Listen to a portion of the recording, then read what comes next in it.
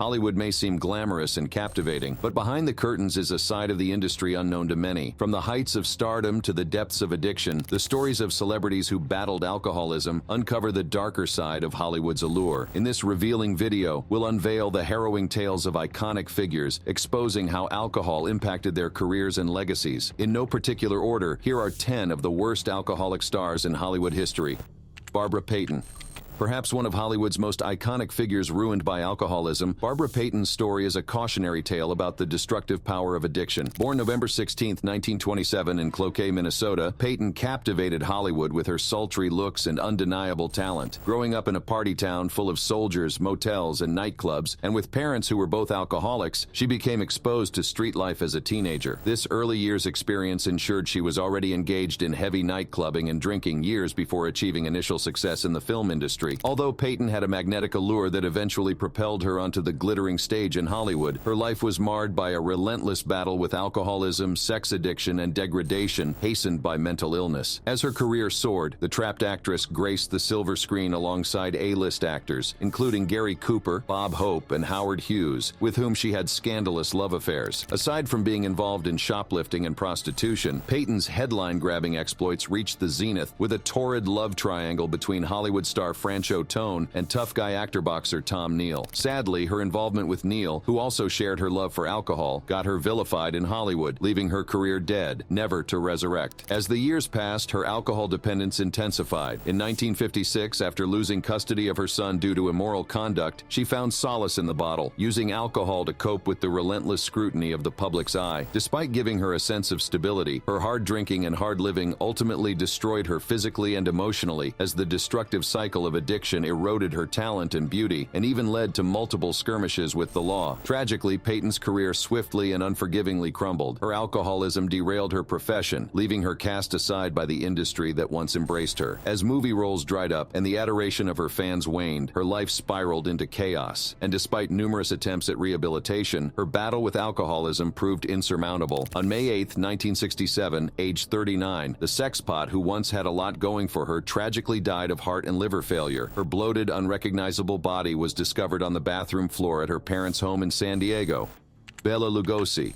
Despite being best recognized for portraying Count Dracula in the 1931 horror classic Dracula and his incredible roles in several other horror films between 1931 and 1956, many remembered Bela Lugosi for his tumultuous battles with drug and alcohol abuse. The Hungarian-American actor was addicted to alcohol, morphine, and methadone, all contributing to his Hollywood fall from grace as he became one of the first stars to publicly confess his addiction and enter a detoxification center. Born October 20, 1882, in Lugos, Kingdom of Hungary, Lugosi began stage acting in 1902, later performing in provincial theaters in the 1903-04 season, where he took small roles in several plays and operettas. In 1911, Lugosi moved to Budapest, where he played dozens of roles with the National Theatre of Hungary between 1913 and 1919. These majorly small or supporting roles led him to enter the Hungarian film industry. During World War I, he joined the Austro-Hungarian Army as an infantryman between 1914 and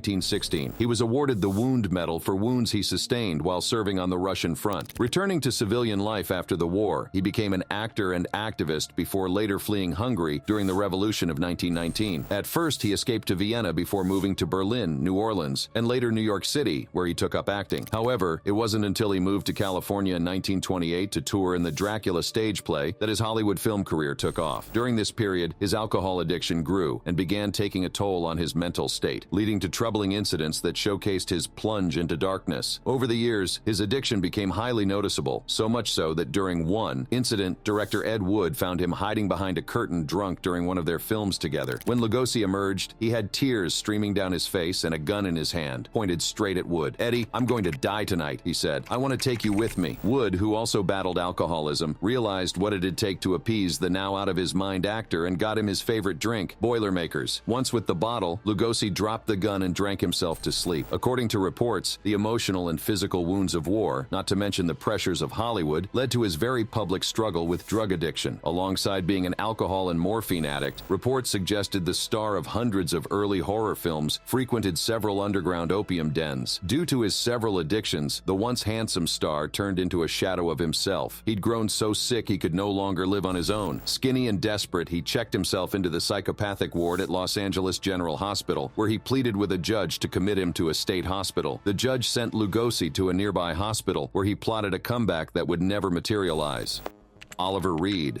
Oliver Reed, a British actor renowned for his immense talent, charisma, and career filled with memorable performances, was also known for a personal struggle with alcohol, which often overshadowed his career achievements. Born on February 13, 1938, in Wimbledon, London, Reed's life was a tumultuous journey marked by fame, fortune, and the relentless grip of alcoholism that ultimately led to his death. Starting his acting career in the 1950s, Reed quickly gained recognition for his powerful presence on screen, starring in several critically acclaimed films like 1968's Oliver and the Three Musketeers, released in 1973. Despite enjoying professional success, however, the women-in-love actor's personal life was marked by a tumultuous relationship with alcohol. Known for his binge drinking and hellraiser lifestyle, Reed's battle with alcohol addiction spiraled out of control, leading to numerous incidents of public drunkenness, bar brawls, and erratic behavior. Recounting a memorable incident from the late 1970s, actor Steve McQueen shared that in 1973, he flew to the UK to discuss a film project with Reed, who proposed they visit a London nightclub. They ended up on a marathon pub crawl throughout the night, during which Reed got so drunk that he vomited on McQueen. On another occasion, the actor left the set of the Channel 4 television discussion program After Dark after arriving drunk and attempting to kiss feminist writer Kate Millett, uttering the words, "Give us a kiss, big tits." However, one incident that nearly ended his life happened when he was 35. Reed had gotten so drunk at a nightclub and got into an altercation with some men whom he walked away from with a dismissive remark. While at the toilet, the men followed him in and attacked him with broken bottles, leaving him requiring 63 stitches for the deep gouges on the side of his face and with permanent scars. So renowned was his love for alcohol that, at one point in his life, he was brought onto some television series specifically for his drinking. For example, while filming The Word, the crew put bottles of vodka in his dressing room so he could be secretly filmed getting drunk. As Reed's alcohol addiction intensified, so did his health worsen. In December 1987, the actor, overweight and suffering from gout, became seriously ill with kidney problems due to his alcoholism. Although he took his doctor's advice and abstained from drinking for over a year, the allure of alcohol proved to be a formidable adversary, leading him to return to drinking. Eventually, his love for the bottle proved fatal, ultimately leading to his painful demise. On May 2, 1999, during a break from filming Gladiator, Reed died, age 61, from a heart attack resulting from drinking. Per reports, he had met some sailors on shore leave from the British frigate HMS Cumberland in a bar and challenged them to a drinking match. During the drinking, he fell ill and collapsed. Despite his friends' efforts to resuscitate him, Reed died in an ambulance en route to hospital. Notably, the actor spent much of his final years as a regular at the one-roomed O'Brien's Bar in Churchtown, County Cork, Ireland, close to the 13th Century Cemetery in the heart of the village where he would be buried. Judy Garland.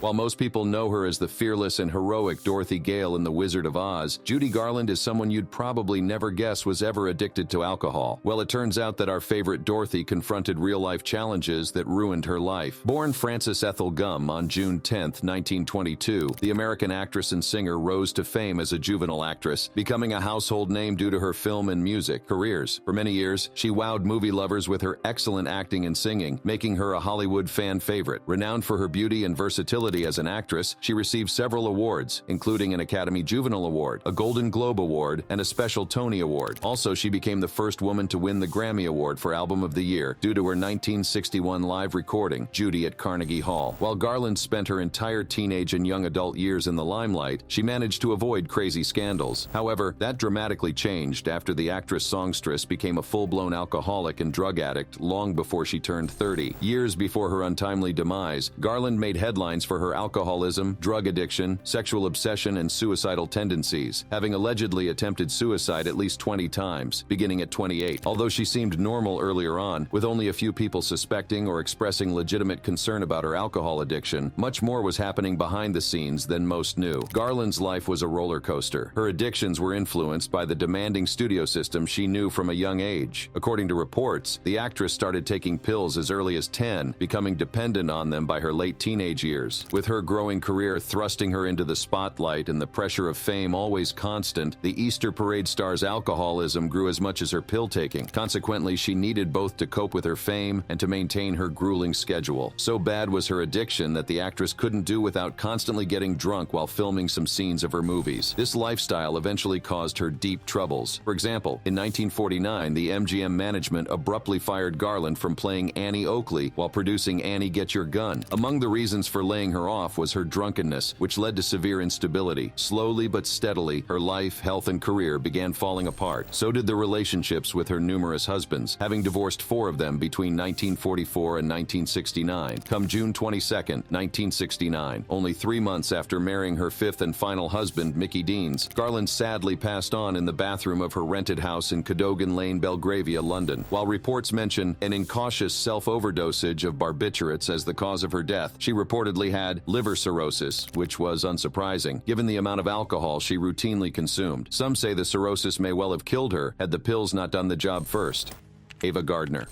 During her best years in the film industry, many considered this Hollywood sensation the most beautiful woman in the world. However, beneath her allure and charm, which made her famous during her acting career, Ava Gardner had a deep problem with sex and alcoholism. As a matter of fact, she loved partying and drinking heavily, so heavily that she was at times in a state of alcoholic stupor. Born on Christmas Eve 1922 in Johnston County, North Carolina, Gardner was the 7th and youngest child of a poor tobacco farmer and his wife of Scots-Irish descent. Clearly, she had a rare beauty that earned her admiration as a teen and attracted men's interests. After photos of her 18-year-old self caught the eye of a Metro-Goldwyn-Mayer talent scout, the actress took a screen test, which landed her a 7-year contract starting at $50 a week. As she rose to fame in the film industry, Gardner's life began to take a sad turn, marked by her addictions and hard partying ways while living life on her own terms. It wasn't long before the cracks appeared on the wall, revealing a dark, unconventional side of the beautiful actress. After witnessing 2 disastrous marriages, Gardner began to drink and have therapy. Through the years, her love for booze and sex grew, ultimately fueling her passionate relationships and wild sexual escapades. Guided by her strong addictions, the actress embraced a larger-than-life personality. It didn't matter what anyone said, she enjoyed herself anytime she wanted, even on film sets. One incident occurred during the filming of Night of the Iguana. Gardner refused to shoot a night scene, choosing instead to drink. Unexpectedly, director John Huston decided to join her in consuming tequila shots until they both became so intoxicated that they abandoned the shooting. Her wild lifestyle made news throughout the United States and in Europe, whether hanging out with Ernest Hemingway in El Floridita in Havana, favoring the now-defunct Museo Chicote in Madrid, or found at the Beverly Hills Hotel in Los Angeles, Gardner always had the bottle with her. She also loved visiting the Flamingo at Las Vegas and London's Savoy, where she enjoyed Harry Craddock's cocktails. Yet she found happiness in anonymous dive bars, beach bars, dodgy nightclubs, and even brothels anywhere, in fact, where the opportunity to have fun presented itself. At some point, her drunkenness led her to do unimaginable things like peeing in the lobby of the Ritz Madrid and pouring a martini down the front of a bar owner's trousers. Her reckless behavior got her banned not only from the Ritz Madrid, but also the St. Regis in New York. By 1986, the Silver Shell for Best Actress winner suffered a stroke that left her partially paralyzed due to a bout of pneumonia caused by her lifelong smoking history and an underlying lupus erythematosus. In January 1990, at the age of 67, the acclaimed star died of pneumonia and fibrosing alveolitis at her London home.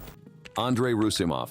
We cannot end this video without discussing Andrei Rene Russumov, who once left passengers puking, gagging, and crying after taking the world's biggest poo on a plane. In his case, disaster was sure due to alcoholism. From his humongous spending on drinks in bars to his fiery fists when intoxicated, alcohol had a firm grip on the man, eventually leading to his downfall. He abused the substance, food, and sex, and lived each day like his last. Nicknamed Andre the Giant, many knew him as the 8th wonder of the world due to his imposing height and build. At his tallest, the French wrestler and actor stood at almost 7.5 feet and weighed around 500 pounds. While his monstrous size made him famous, it was his portrayal of Fezzik in the 1987 fantasy adventure comedy classic The Princess Bride that etched him into the memories and affections of fans worldwide. He also starred in Trading Mom, Mickey and Maude, and Conan the Destroyer, among several television shows. Now as to why he has a place on our list. This is down to his legendary alcohol consumption and feats. The Giant reportedly consumed roughly 7,000 calories worth of it daily. repeatedly. That's not all. He allegedly gulped 119 standard 12 Oz beer bottles in one 6-hour session before collapsing in a hotel corridor. As his drinking companions couldn't move or stir him, they covered him with a tarpaulin. The Sun also reports that he once drank 106 beers in just 45 minutes, while his wrestling colleague Ric Flair said he once drank a plane's entire stock of vodka while on a trip to Japan. Once at the Marriott Hotel in Kansas City, a bartender allowed Russum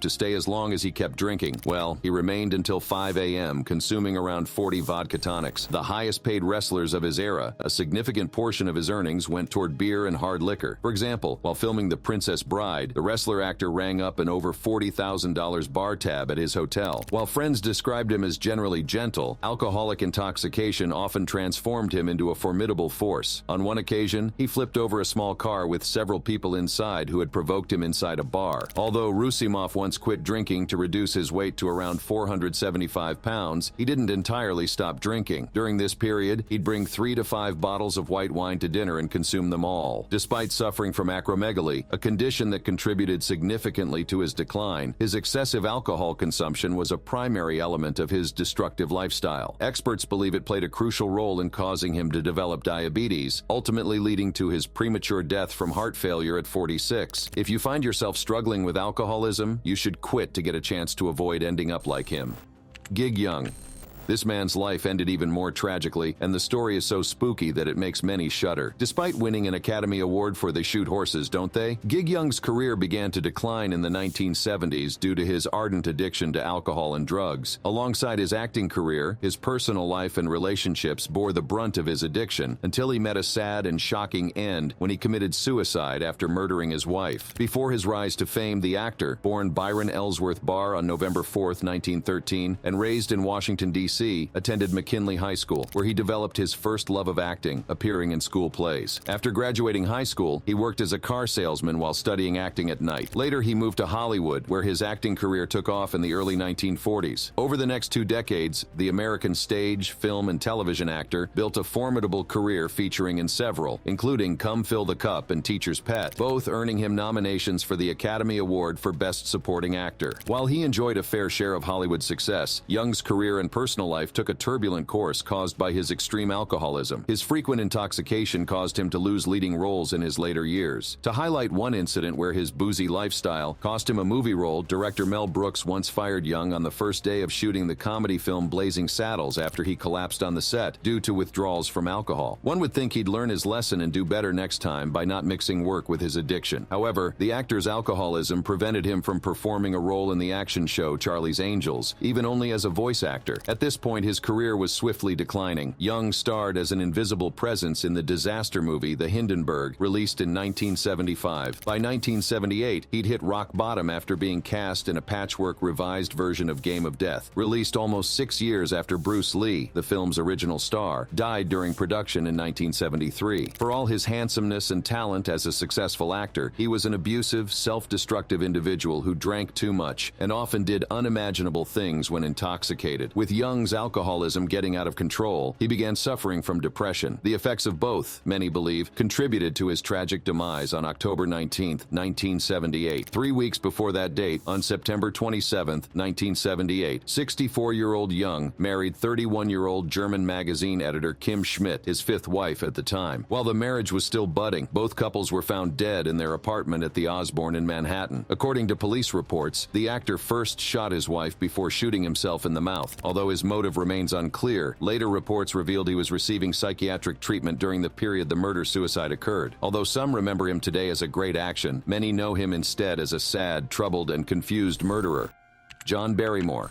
John Barrymore's personal life has been the subject of much attention before and since his death. Described as a huge talent, yet a mess of a man, he garnered fame for his alcoholism as much as for his acting. The renowned classical actor, born February 15, 1882, in Philadelphia, Pennsylvania, into the illustrious Barrymore family of thespians, emerged as a shining star of the early 1900s. However, despite receiving praise as one of the greatest actors of his generation, leaving an indelible mark on both stage and screen, Barrymore's strong addiction addiction to alcohol ultimately led to his downfall. While he became celebrated for his outstanding Shakespearean enactments, his talents extended far beyond the boundaries of traditional theater. His iconic portrayal of Mr. Hyde in the 1920 film adaptation of the 1886 novella Strange Case of Dr. Jekyll and Mr. Hyde showcased his exceptional acting range and secured his status as a cinematic legend. Later in his career, Barrymore took on the role of Sherlock Holmes, further demonstrating his versatility as an actor. Whereas these performances were met with critical acclaim and cemented his reputation as one of the era's foremost actors, Barrymore's personal life was marred by inner demons lurking behind the dazzling stage lights and the silver screen. The man trod a treacherous path of addiction, marked by a deep struggle with alcoholism that mirrored the sympathetic alcoholic characters he portrayed on film and painted a poignant picture of irony in his life. Barrymore's alcoholic journey began when he was barely 14. With time, his drinking problems worsened, and by the 1930s, his reputation got him blacklisted from several major Hollywood studios. Despite his undeniable talent and remarkable career, the actor's battle with alcoholism took a toll on him and his finances. At one point, his second wife, Blanche Ulrichs, once caught him attempting to drink her cologne, a desperate act driven by his addiction. In 1933, Barrymore starred in the hit comedy film Dinner at 8, portraying an alcoholic actor whose life struggles mirrored his own. A few of his later roles poignantly chronicled the descent of characters deep into lives of drinking and debauchery, a haunting reflection of his own struggles. Although Barrymore tried to overcome his addiction, the relentless hold of alcohol remained a formidable adversary throughout his life. Tragically, his return to the bottle ultimately led to the downfall of his career. Beginning in 1936, he relied on cue cards to complete his roles as alcohol tightened its grip on him. In 1942, age 60, Barrymore's health started deteriorating rapidly. He battled cirrhosis, kidney disease, and chronic edema, resulting from his lifelong struggle with alcoholism. Tragically, his exceptional career sadly ended when he crumpled under the weight of his physical and emotional burdens, passing away on May 29th that year. William Holden. In his prime, American actor William Franklin Holden was one of the biggest box office draws of the 1950s, but he had a problem with booze, which eventually destroyed him. This man won the Academy Award for Best Actor for the 1953 film Stalag 17 and the Primetime Emmy Award for Outstanding Lead Actor in a Limited or Anthology Series or Movie for the 1973 television miniseries The Blue Knight. Much to his credit, he starred in some of Hollywood's most popular and critically acclaimed films, including 1950's Sunset Boulevard, 1954's Sabrina, and Picnic, released in 1955. Whereas his career witnessed lofty heights, the Oscar-winning actor's life was marked by many shortcomings, including a lifelong battle with alcoholism. At first, his career took off on a good note, with his first starring role being in 1939's Golden Boy. However, the pressures of constantly being in the spotlight eventually caught up with him, causing him intense nervousness, especially before he got on movie sets. To calm himself, he turned to drinking. Initially, it wasn't a ton, as he took just a bit to take the edge off his nerves and enough to make sure he glowed with confidence on set. However, his love for the bottle grew over the years until his drinking started taking its toll on his chiseled looks by the 1960s. Despite still looking relatively young, many considered him a Hollywood old school, leading to him losing roles to younger stars, including Steve McQueen and Paul Newman. Sadly, this caused him to drink even more, drifting him to a place of no return. Although he continued to feature in some good and disaster films over the next 2 decades, Holden was no longer the handsome